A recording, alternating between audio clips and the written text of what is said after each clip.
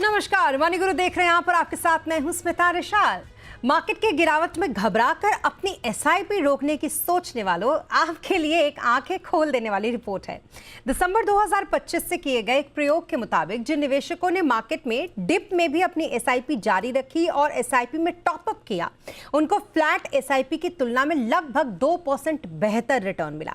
ऐसे में कौन सी है वो स्ट्रैटेजी मार्केट डिप में निवेश पर आपका मुनाफा जो कराएगी, और सिप वर्सेस डिप में सिप दोनों में क्या होता है अंतर, रिटर्न पर कैसे पड़ता है इसका असर, ये तमाम बातें जानेंगे हम आज के हमारे शो में। इस शो में हमारे साथ हैं फिनसेफ की फाउंडर मृन अग्रवाल और साथ ही मनी फ्रंट के सीईओ मोहित गांग भी इस वक्त हमारे साथ हैं। आप दोनों का बहुत स्वागत है हमारे साथ इस शो पर। और हम तो कहते कहते हार गए कि मार्केट चाहे कितना भी वॉलेटाइल हो, आपको अपना जो इन्वेस्टमेंट है वो अगर आपने शुरू किया है तो आपको जारी रखना चाहिए। आप लोगों ने भी लगातार ये बात कही और अब तो ये प्रूव भी हो गया है कि किस तरीके से अगर आप डिप में एसआईपी एक्स्ट्रा कर देते हैं तो उसके फिर अलग से आपको एक्स्ट्रा फायदे हो जाते हैं, बिल्कुल बोनस की तरह। तो चलिए शुरुआत करते हैं। सबसे पहले मृन, आपसे मुझे एक बात बताइए कि जिन लोगों को ये नहीं पता हो कि दरअसल ये डिप वाली सिप होती क्या है, सबसे पहले इसी से शुरुआत करते हैं। एक रेगुलर सिप होती है, ये तो मोस्टली लोगों को पता होता है। दूसरी तरफ होती है डिप में सिप करना, ये क्या होता है डिप बाइंग? तो नमस्ते स्मिता। एंड तो ये बेसिकली यही होता है कि जब मार्केट एक पॉइंट से गिरता है देन बेसिकली आप एक एक्स्ट्रा अमाउंट डालते हैं। जो आपकी रेगुलर सिप है वो तो चल ही रही है, बट आप एक एक्स्ट्रा अमाउंट बेसिकली इसमें आप डालते हैं क्योंकि मार्केट डाउन है और प्राइसेस डाउन है, उसका फायदा उठाने के लिए आप एक एक्स्ट्रा अमाउंट उसमें डालते हैं। Is thinking that it will give you a much better return, and it will also help to lower average your costs as well. So basically यही है dip base सिप थोड़ा टंग ट्विस्टर या ये बिल्कुल एकदम सही कहा आपने कि थोड़ी सी गिरावट और फिर उसमें एसआईपी और उसका फिर अलग से अपना फायदा। मोहित, मैं इसलिए ये सवाल आपसे पूछ रही हूँ क्योंकि अक्सर हम ये देखते हैं कि बड़े सारे जो इन्वेस्टर हैं वो बहुत जागरूक हो गए, उनको पता चल गया कि कौन सी स्ट्रैटेजी उनको अपनानी है अपने पूरे इन्वेस्टमेंट जर्नी में। क्या आपने वाकई में 2025 में कुछ ऐसे अपने क्लाइंट्स देखे या लोग देखे या निवेशक देखे जिन्होंने ये डिप वाली सिप का इस्तेमाल किया हो? जी, बहुत बहुत धन्यवाद स्मिता जी शो में बुलाने के लिए। तो देखिए, डिप वाली सिप जो है इसे मैं इस तरह से नहीं बोलूंगा, मैं ऐसे ये बोलूंगा कि आप कब कब निवेश की प्रक्रिया में मौके का फायदा उठाते हैं। और ऐसे बहुत सारे निवेशक हैं स्मिता, जो कि बहुत परिपक्व हो गए हैं अपनी इस निवेश की जर्नी में, जिन्होंने बहुत साल मार्केट में गुजार दिए, जिन्हें पता है कि ये जो छोटे मोटे सिचुएशंस आते हैं, जो मैक्रो इवेंट्स आते हैं, जो वैश्विक अनिश्चितताएं आती हैं, वो कुछ समय के लिए ही होती हैं। ये मार्केट को डरा कर उन्हें कहीं ना कहीं थोड़ा सा चोट पहुंचाकर निकल जाती है और मार्केट फिर से अपना ऊपर ऊपर का रुख अपना लेता है। तो इसे आप चाहें तो मार्केट टाइमिंग कह सकते हैं, इसे आप चाहें तो इंटेलिजेंट इन्वेस्टिंग कह सकते हैं, इसे आप चाहें तो डिप सिप कह सकते हैं, इसे आप चाहें तो मौके का फायदा उठाना कह सकते हैं, इसे आप चाहें तो सही समय पर सही निवेश कह सकते हैं, और इसे आप चाहें तो एक सही समय पे थोड़ा थोड़ा लमसम टॉपअप भी कह सकते हैं। तो ये एक तरह से टॉपअप की प्रक्रिया है। और अक्सर आप देखेंगे, जैसा मैं एक छोटा सा उदाहरण देता हूं, आपने पिछले साल की बात की, पिछले साल तो मार्केट ने बहुत उठापटक देखी है। पिछले साल 7 अप्रैल के दिन जो कि लिबरेशन डे घोषित किया था ट्रंप ने, उस दिन मार्केट ने अपना एक लो बनाया था। उस दिन निफ्टी का स्तर स्मिता जी, अगर मुझे सही याद है, तो 21,745 गया था, जो कि आई थिंक पिछले 2 साल का ऑल टाइम लो लेवल है निफ्टी का। तो उस टाइम मुझे पता है हमारे बहुत सारे निवेशकों ने, और हमने चलाकर उनको अप्रोच किया था, उनको बोला था कि ये बहुत अच्छे लेवल्स हैं, इस लेवल पर आपको टॉपअप जरूर करना चाहिए था। तो जो जो सिप कर रहे थे उन्होंने अपने एग्जिस्टिंग एसआईपीज में एक डिप लगाया, एक डुबकी लगाई और ज्यादा निवेश किया। जिनके लमसम से उन्होंने और ज्यादा उस लेवल का फायदा उठाने के लिए निवेश किया।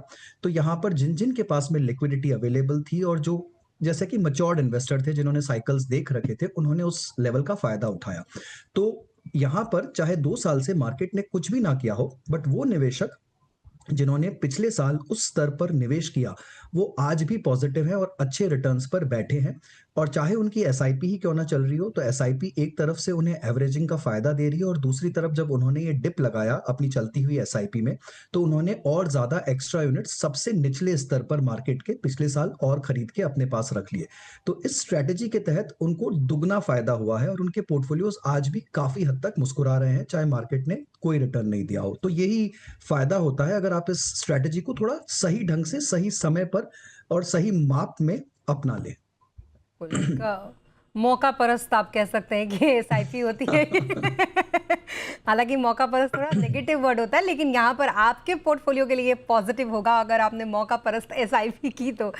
मृण, अब मैं आपके सामने एक एग्जांपल लेती हूँ। आप मान लीजिए 10,000 के एसआईपी से किसी ने शुरुआत की है, एक रेगुलर एसआईपी एक तरफ चल रही है और दूसरी तरफ कुछ कुछ गिरावट पर वो डिप में सिप करते हैं। जब गिरावट होता है तब वो अपनी एसआईपी उसमें करते हैं, अतिरिक्त एसआईपी। किस तरीके का फ़ायदा आप देखती हैं इन दोनों ही जगहों पर, और मुझे ये भी समझाइएगा कि कितने कितने % की गिरावट पर ये जो फ़ायदा है ये बढ़ता चला जाता है या फिर सामान्य ही होता है दोनों का? एक्चुअली एक हाल ही में मैंने एक डेटा पॉइंट देखा था, एक जीरोधा की रिपोर्ट देखी थी मैंने, एंड मैं उस बेसिस पर आपको ये एग्जांपल दे रही हूँ। सो फॉर एग्जांपल उन्होंने they did a back testing जहाँ पर उन्होंने सिप किया है 2000 टू 2026 तक, एंड मार्च 2026 तक, एंड उन्होंने महीने के 10,000 रुपए की सिप सिप खरीदी करी है। एंड देन जो दूसरा उन्होंने जो किया है कि जब मार्केट 2 से 5% फॉल करता है या 6 से 10% फॉल करता है, तो फिर वो एडिशनल 10,000 रुपीस डाल रहे हैं। तो उन्होंने 2 स्ट्रैटेजी देखी हैं कि एक तो है कि मैं रेगुलर सिप करूंगा, एंड दूसरा है कि you will buy only after the market dips, okay. And जो अनयूज्ड कैश अमाउंट रहेगा वो बेसिकली एक लिक्विड फंड में इन्वेस्टेड रहेगा, राइट। सो ये 2 ऑप्शन है, like SIP versus buying only on dips. So the difference is not much. अगर हम डिफरेंस देखते हैं कि हम रेगुलर सिप कर रहे हैं वर्सेस हम बाइंग ऑन डिप्स कर रहे हैं, तो अगर आप डिफरेंस देखेंगे तो उसमें जो XIRR जो रिटर्न्स हैं, या अगर जो आपको फाइनल वेल्थ क्रिएशन भी है, वो उसमें इतना फर्क नहीं है। टिपिकली इफ यू सी, अगर आप रेगुलर सिप कर रहे हैं तो आपका XIRR करीब 13.46% है, और अगर आप 10 से 20% के फॉल के बाद ही आप इन्वेस्ट कर रहे हैं तो आपका 13.6% है। So I think the middle point, which is what Mohit also talked about, कि आप अपनी सिप चालू रखिए, एंड उसके साथ में जब भी मार्केट डिप होए देन आप इन्वेस्ट कीजिए। ये एक अच्छी स्ट्रैटेजी है। बट मैं यही कहना चाहूंगी दैट आम इन्वेस्टर के लिए करना ये इतना आसान नहीं है, क्योंकि इसमें बहुत साइकोलॉजिकल बिहेवियरल फैक्टर्स आ जाते हैं। जैसे कि हमने देखा है कि मेनी टाइम्स जब मार्केट डाउन होता है तो बहुत लॉस अवर्जन हो जाता है इन्वेस्टर्स को। सो आई फील कि yes, it is a good strategy to have a SIP, and also look at buying on dips. मतलब एक ही ना फॉलो कीजिए, क्योंकि जो डेटा मैंने आपको दिया है, जो 2 सिनेरियो उसमें दिखाए हैं, उसमें है regular SIP and other is only buying on dips. So combination strategy is good, but point remains कि कितने इन्वेस्टर ये एक्चुअली रियली इम्प्लीमेंट कर पाएंगे अपने से, क्योंकि लोगों को हर समय यही लगता है कि मार्केट तो और गिरने वाला है, अब हम और वेट करेंगे, राइट। सो ये फैक्टर बीच में आ जाता है। स्टॉक्स ना लो तो लगता है कि मार्केट अभी और गिरने वाला है, तब आराम से खरीद लेंगे। जब ले लो तब लगता है ऊपर क्यों नहीं जा रहे हैं। कब ये अच्छे होंगे। तो ये रिवर्स साइकोलॉजी तो चलती रहती है हमारी मार्केट के साथ।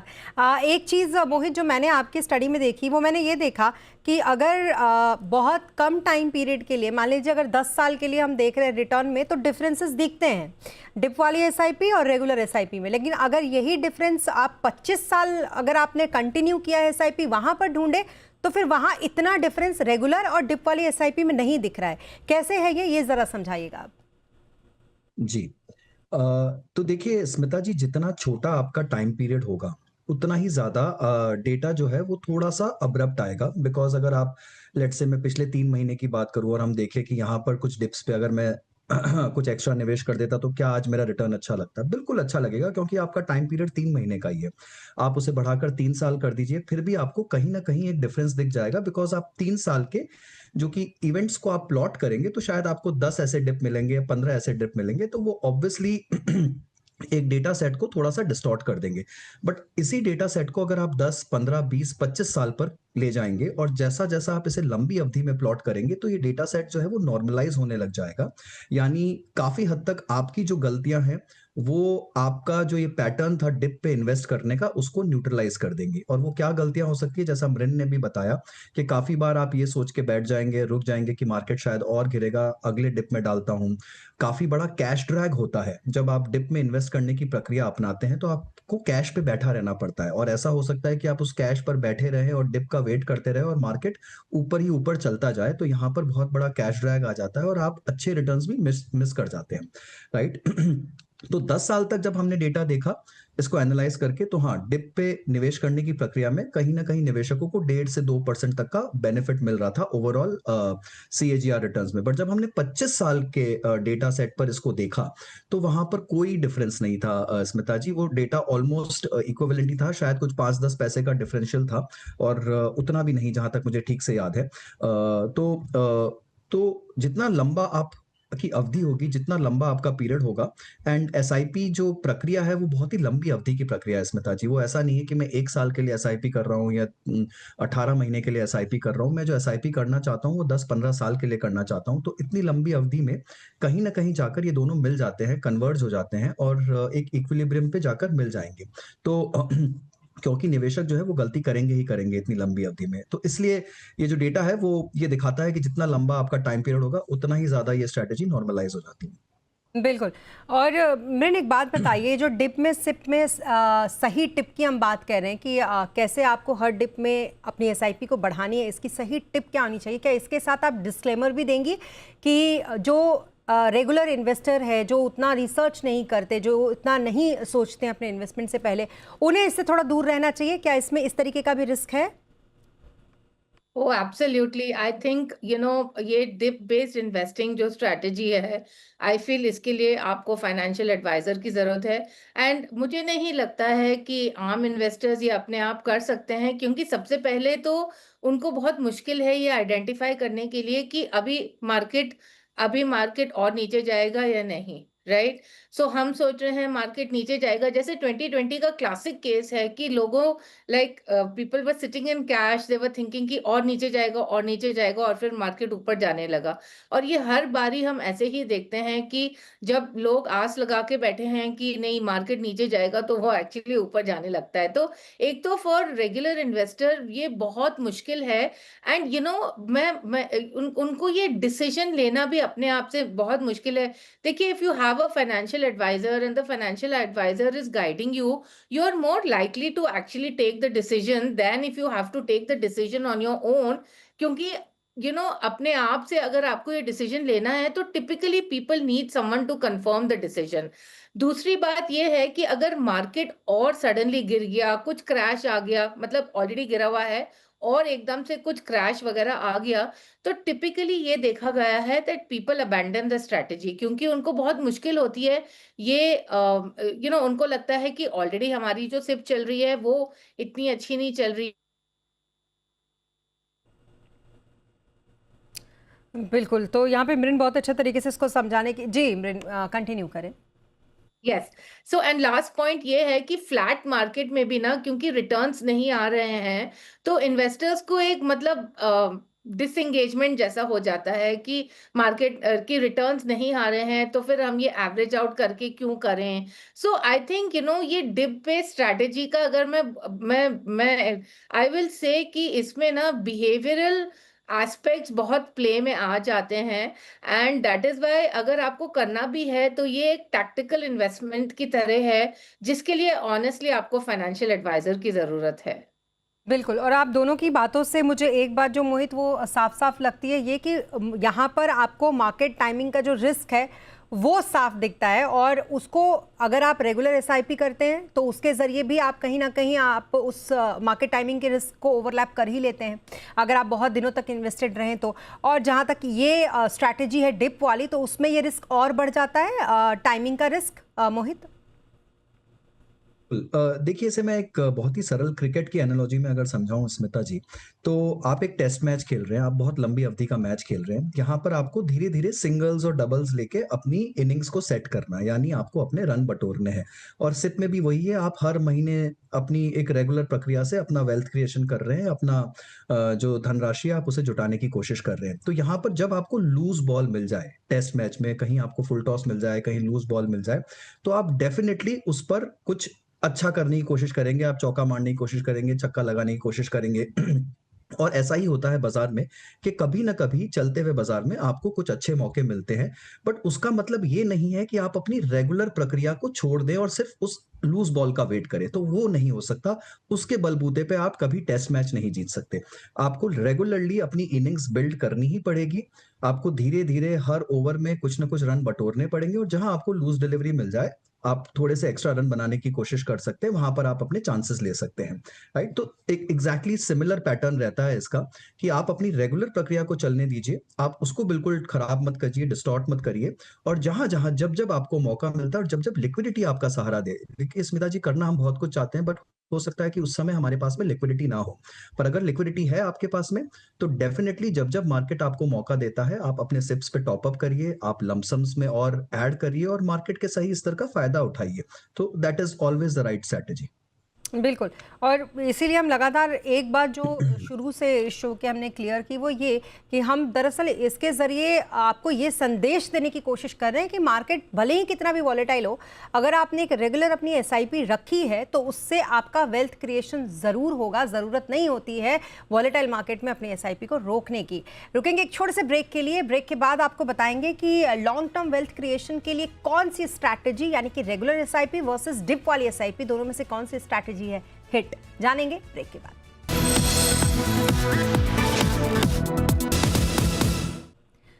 और ब्रेक के बाद एक बार फिर आपका स्वागत है, और अब जानेंगे कि रेगुलर एसआईपी हो या फिर डिप वाली एसआईपी, जो लॉन्ग टर्म में वेल्थ क्रिएशन कराए, उसमें कौन सा फॉर्मूला इन दोनों ही एसआईपी से फिट बैठता है।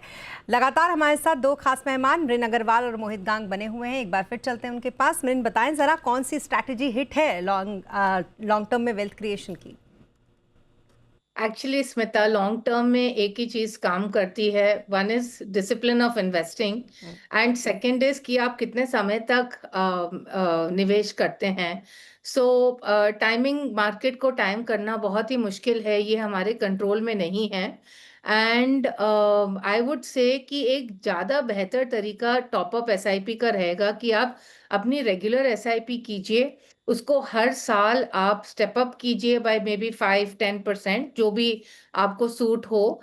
बट अब मैं तो ये कहूंगी कि स्टेप अप एसआईपी सबसे अच्छा तरीका है वेल्थ क्रिएशन के लिए। वो वो इसीलिए नहीं क्योंकि इसमें आपको रिटर्न सिमिलर ही आएगा। जैसे कि मैंने dip SIP versus regular SIP का भी एग्जांपल दिया कि जो एक्सआईआरआर है, जो जो रिटर्न्स हैं, वो आपको सिमिलर ही आएंगे। तो स्टेप अप एसआईपी में भी आपको सिमिलर रिटर्न आएंगे, बट स्टेप अप एसआईपी का जो एडवांटेज है वो ये है दैट आपको बहुत ज्यादा बड़ा कॉर्पस आएगा। तो मैं एक छोटा सा एग्जांपल देती हूँ। अगर आप 25,000 रुपए का सिप कर रहे हैं 20 साल के लिए, और अगर हम मान के चल रहे हैं कि आपको 12% रिटर्न आ रहा है, तो रेगुलर एसआईपी में जो आप कॉर्पस बिल्ड करेंगे वो रहेगा करीब 2.3 crore. But step up SIP में आप करीब उसका डबल अमाउंट आप बिल्डअप कर सकते हैं, around 4.65 crore. So and I am assuming कि आपने हर साल 10% से अपनी एसआईपी बढ़ाई, राइट? सो मैं यही कहूंगी कि ये जो सब हम स्ट्रैटेजी इस्तेमाल करने की कोशिश करते हैं, ये एक्चुअली मोस्ट इन्वेस्टर्स के लिए ये एक्चुअली वर्कआउट नहीं होती है। एंड जो हमारे कंट्रोल में है उसके ऊपर फोकस करना चाहिए, विच इज हम कितना अमाउंट कहाँ पर कितने टाइम तक इन्वेस्ट करेंगे। तो इसके लिए I will say step up SIP सबसे बेहतर तरीका है। एंड अगर कोई कंफ्यूज ना हो जाए मृन, तो मैं चाहूंगी इसी सवाल के जवाब में आप ये चीज़ भी क्लियर कर दीजिए कि डिप एसआईपी और स्टेप अप एसआईपी इन दोनों में भी डिफरेंस होता है। यस, डिप में आप जब मार्केट नीचे जा रहा है तब आप खरीद रहे हैं, आप एक्स्ट्रा अमाउंट डाल रहे हैं। बट स्टेप अप में हर साल जो आपकी एसआईपी का अमाउंट है वो आप एक परसेंटेज से बढ़ा रहे हैं। इसमें ये फर्क है।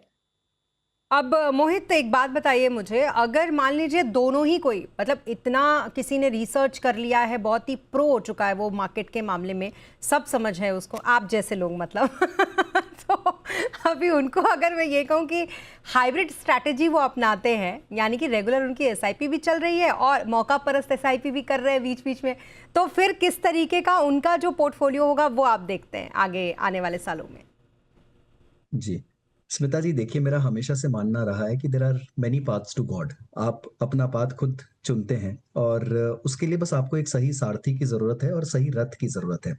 तो सिप ही वो रथ है, आप उस पे चढ़ जाइए। अब आपको उसको किस रास्ते से किस स्पीड पर ले जाना है ये आपके हाथ में है पूरी तरह से, और आपकी लिक्विडिटी और आपके रिस्क प्रोफाइल पर डिपेंडेंट रहेगा, राइट। तो अब अगर आप चाहें उसे एकदम डिसिप्लिन तरीके से हर महीने धीरे धीरे आपको एक स्पीड से बढ़ाना है, रेगुलर एसआईपीज करने हैं, तो वो बहुत सही तरीका है, उसमें कुछ गलत नहीं है, आप भी वहीं उसी लक्ष्य तक पहुंच जाएंगे।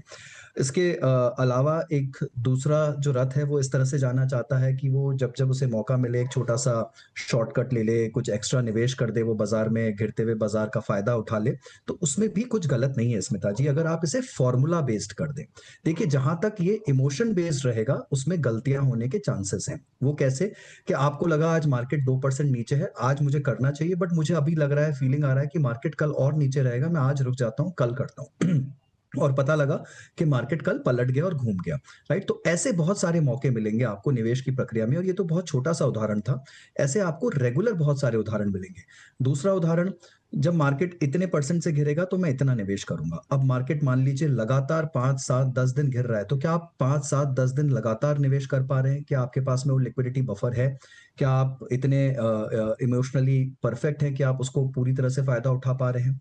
तीसरी बात, जब आप ये करने की कोशिश कर रहे हैं तो आप कैश लेकर बैठे हैं, तो वो कैश आप कब तक रखेंगे, कितना पोर्शन आप कैश में डाल के रखेंगे और उसे कब कब निवेश करेंगे, और वो कैश का जो छूटा हुआ रिटर्न है उसका क्या होगा, उसका कंप्यूटेशन आप कैसे कर रहे हैं? तो इसके बहुत सारे अनकहे पहलू हैं और बहुत सारे सवाल हैं जिसका जवाब सबको देना पड़ेगा। अगर आप खुद से इन्हें मैनेज कर सकते हैं, थोड़ा सा मार्केट में टाइमिंग कर सकते हैं, तो यस, ये बहुत ही परफेक्ट स्ट्रैटेजी है, हमेशा आपको अच्छा रिटर्न देगी।